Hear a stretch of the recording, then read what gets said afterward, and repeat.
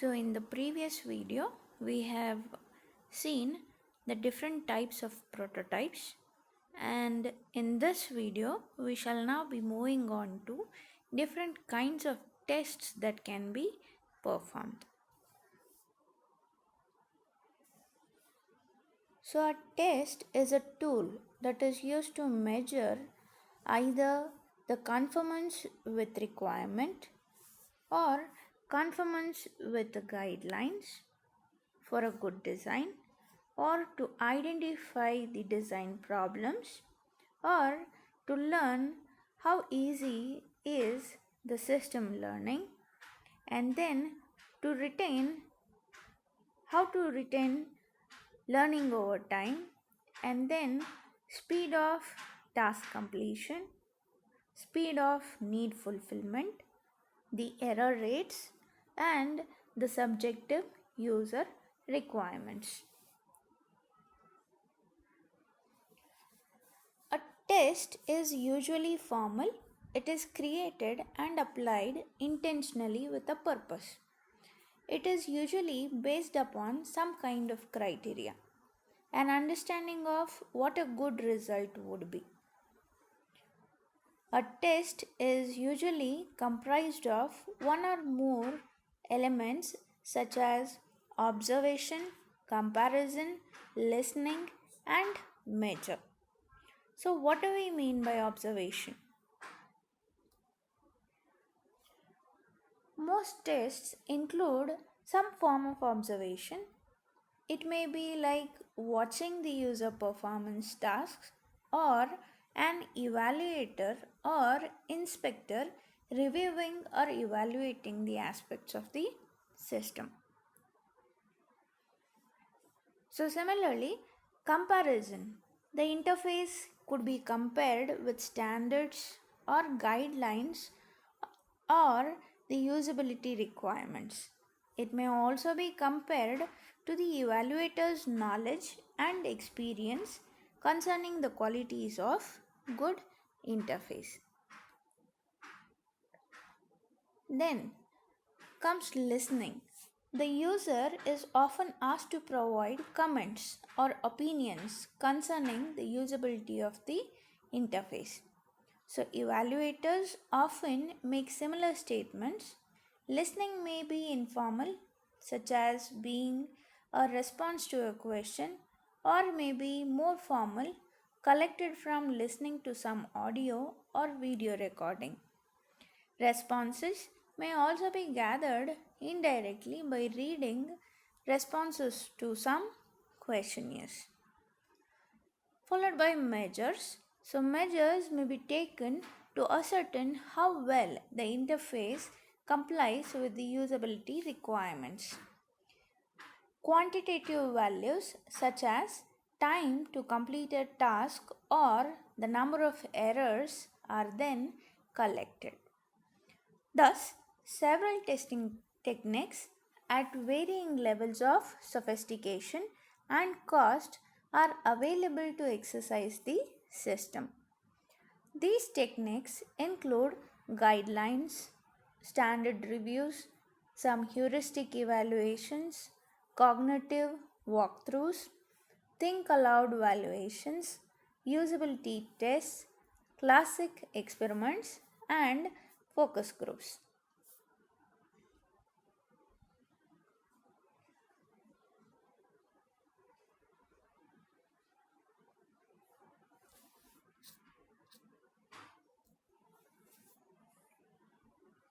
A guideline or standards review is an inspection of an interface's navigation, screen design, and layout, and the accessibility in the context of the organization's standards and design guidelines or the governmental standards. A checklist summarizing a system's standards or guideline document is prepared and is used as the basis for this comparison. Failure to accomplish these guidelines or standards indicate that the design modification may still be necessary. So, what is the advantage of performing this review? The software developers can perform this kind of test as its advantages include its low cost and its ability to identify recurring and general problems. It is particularly useful in identifying screen design and layout problems. But the disadvantages are because of this review that tends to be static in nature, it may miss severe conceptual, navigation, and operational problems.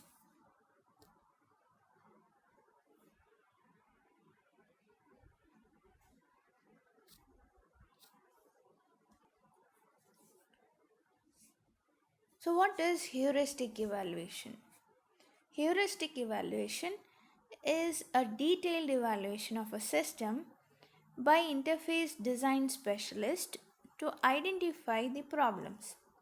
In this heuristic evaluation, interface specialist tries to study the system in depth and looks for properties they know from their experience and try to identify what would lead to problems.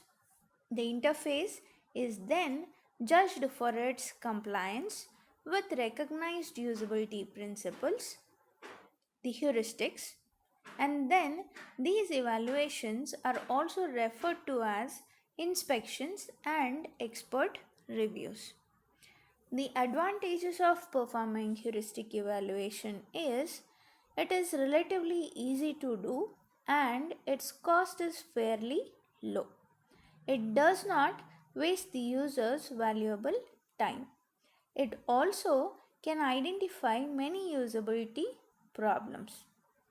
But the disadvantages include that the evaluators should possess user interface expertise. This greatly restricts the population from which evaluators are chosen. Because of small size of this available group, evaluators may not possess adequate understanding of system tasks and the user communities. Even expert reviewers have great difficulty knowing how typical users, especially for the first time users, will really behave.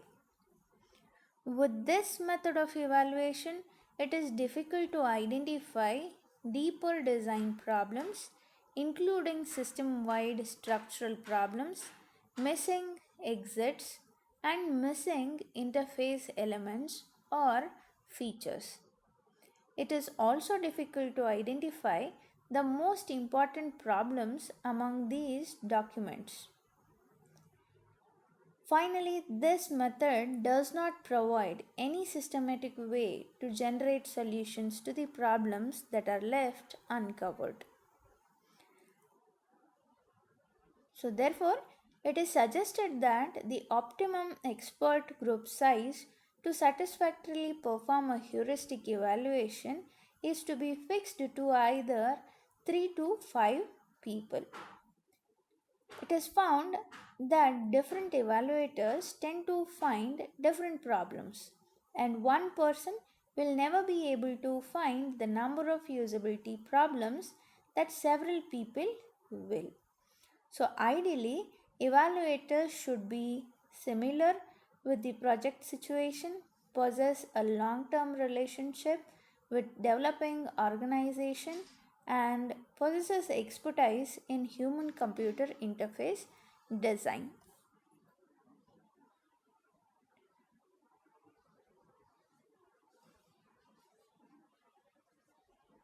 So, the evaluation team can also be comprised of people with following expertise. The person or the usability expert must be experienced in conducting evaluations. He should also be a domain expert. People with knowledge of this domain must be included, and designers with extensive design experience are to be the part of the team, and developers without any formal usability training but who are keen to explore the usability defects that the users might experience must also be a part of this team. So then, moving on to heuristic evaluation process.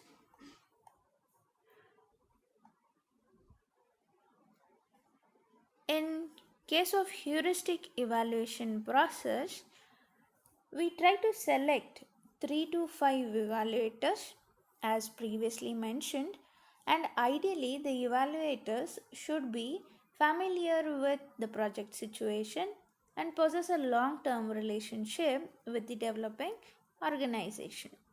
Then try to prepare or assemble a project overview and a checklist of the heuristics. A useful checklist may be available from one or more evaluators. Examples of checklists provide a briefing to evaluators to review the purpose of evaluation session, to preview the entire evaluation process that is being undertaken, to present the project overview and heuristics, and to answer any questions that the evaluators may have. Any special evaluator training that may be necessary can also be provided at this point in time. So, how do we conduct these sessions? Each evaluator should inspect the system alone, not in the presence of other evaluators. This is to ensure independent and unambiguous evaluations from each evaluator. Allow the evaluators to establish their own process or method of reviewing the system. Ideally, let the evaluators use the system without procedural assistance. And if, however, the evaluators are not familiar with the system's content and purpose, they may be provided with scenarios listing the steps a user would take to perform a sample set of realistic user tasks. During the session, evaluators will compare their findings with a list of usability principles. Then the detected problems should be related to the specific heuristics they violate. Multiple heuristics can be linked to any one identified problem. Other relevant problems or issues can also be noted, and two or more passes should be made through the system. The evaluator's comment can then be recorded either by the evaluator or by an observer, and the evaluator written comments require additional efforts by the evaluator during the review process and can break the continuity of the evaluation process. Having an observer record the evaluator's verbal comments adds the overhead of the session, but reduces the evaluator's workload and allows greater focusing on the review process. If the same observer is used for all the evaluation sessions, then the session result should be available faster because the observer only needs to understand and organize one set of personal notes and not multiple reports or reviews written by all the session participants.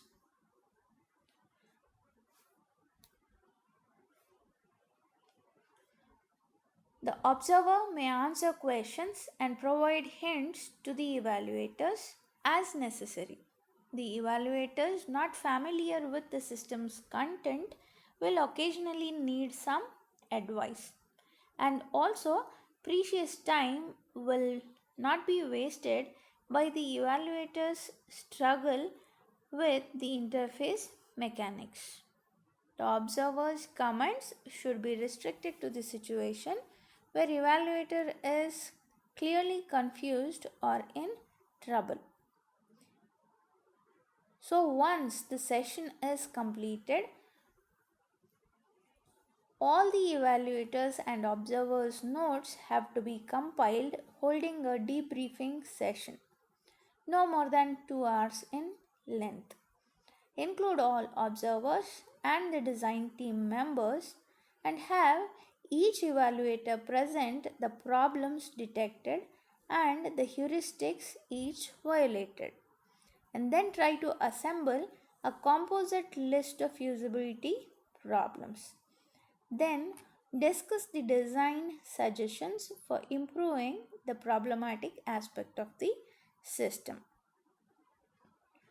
Thus, after the debriefing session, form a composite list of violations into ratings form. Request the evaluators to assign the ratings for severity that each violation scale, ranging from the usability catastrophe to not a usability problem. Then analyze the result and establish a program to correct the necessary violations and the deficiencies. The ratings will identify more serious problems that need immediate attention.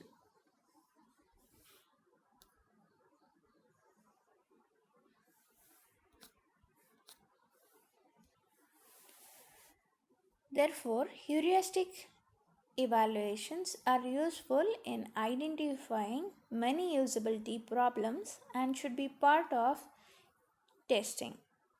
Performing this kind of evaluation before beginning the actual testing with the users will naturally eliminate many design problems and is one step along the path but towards a very usable development of a very usable system. So this table 14.4 shows possible web page heuristics.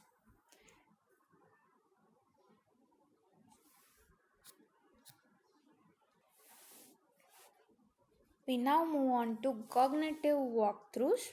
So it is the process of reviewing the interface in the context of the tasks the user performs. That is, in a cognitive walkthrough, developers or users walk through an interface in the context of representative user tasks. Individual task actions are examined and the evaluators try to establish a logical reason regarding why the user would perform each examined action. Actions are compared to the user's goals and knowledge. Discrepancies and problems are noted and analyzed, and the tasks are modified as necessary. Walkthroughs require that the task definition methodology must have been properly accomplished in the system's requirements stage. The user's goals and assumptions must also be clearly be defined before a walkthrough is performed. So what are the advantages of performing walkthroughs? It's clearly seen that the walkthroughs permit a clear evaluation of the task flow early in the design process before empirical user testing is possible. The earlier a design flaw can be detected, the earlier it can be fixed. They can also be used to evaluate alternate design solutions. Walkthroughs are of low cost and can be performed by developers.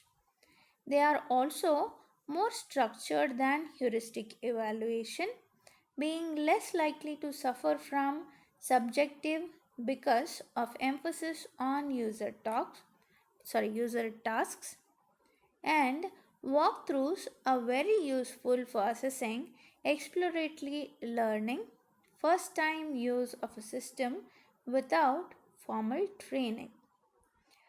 But cognitive walkthroughs are tedious to perform and it may miss inconsistencies and general and recurring problems and may appear to detect far more problems than actually existing ones compared to performance usability testing results.